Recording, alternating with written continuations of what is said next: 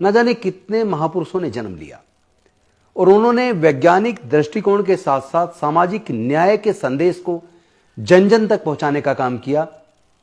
किसी भी प्रकार का छुआछूत, ऊंच नीच, असमानता खत्म हो, सबको बराबरी का अवसर मिले, सबको मानवता का दर्जा मिले, सबको न्याय मिले।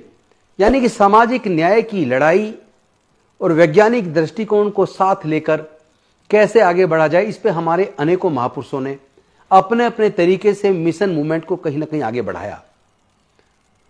और एक तरफ राजनीति में भी अगर हम देखें तो डॉक्टर बाबा साहेब अंबेडकर जी के बाद बाबू जगजीवन राम जी, फिर बुद्धप्रिय मौर्य जी, और उसके बाद मान्यवर कांसीराम साहब, संगप्रिय गौतम जी, बहन मायावती जी, रामविलास पासवान जी, अनेकों नेता भी हमारे समाज में जन्मे जिन्होंने समाज की लड़ाई को, विचारधारा को अपने अपने तरीके से आगे बढ़ाया।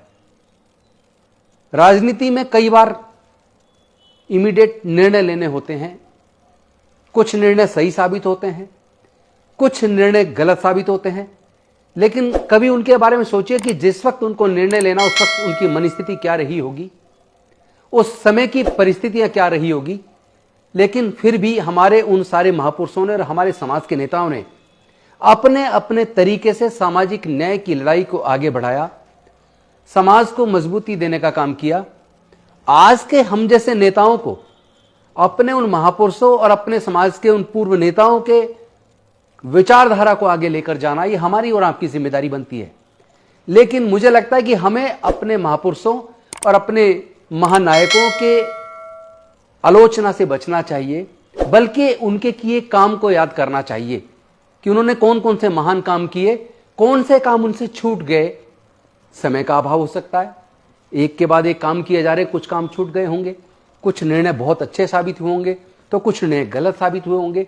उस पर आलोचना करने की बजाय उनके उस विचार को, गलतियों को सुधारते हुए क्या हम बेहतर कर सकते हैं, ये हमारी जिम्मेदारी है। कोई भी आदमी दुनिया में परफेक्ट नहीं होता।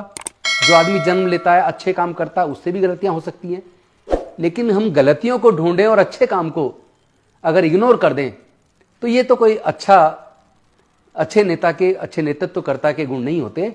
मुझे लगता है हमें और आपको सबको मिलके अपने महापुरुषों और अपने महानायकों की विचारधारा को लेकर आगे बढ़ना है और जो चीजें छूट गई पीछे उसको सुधारते हुए और मजबूती के साथ इस सामाजिक न्याय की इस लड़ाई को, बहुजन आंदोलन को हमें और आपको सबको आके लेके बढ़ना है।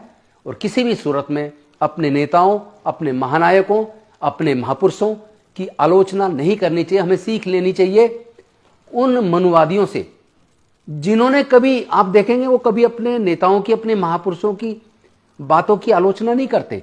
यहां तक कि उनके ऐसे ऐसे ग्रंथ हैं जो बेतुक हैं, जो कहीं टिकते नहीं है वैज्ञानिक दृष्टिकोण पर, जिसमें असमानता और अन्याय नजर आता है। उसके बाद भी वो लोग कभी भी अपने उन ग्रंथों का या अपने समाज के महापुरुषों का कभी वो उनका आलोचना नहीं करते।